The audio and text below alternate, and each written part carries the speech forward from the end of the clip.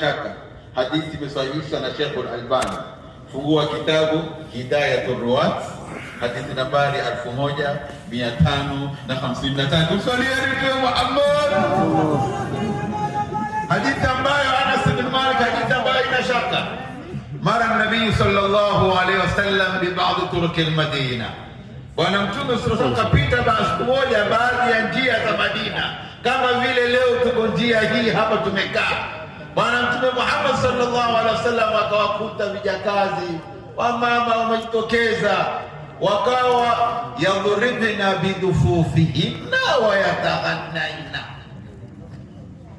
Wakawa mama wanapiga madufu zao na wanaimba kasida, wamwambia ya Muhammad, wanamsifu Bwana Mtume Muhammad, asema nahnu jawarun min bani Najjarin ya habadha Muhammadun minna.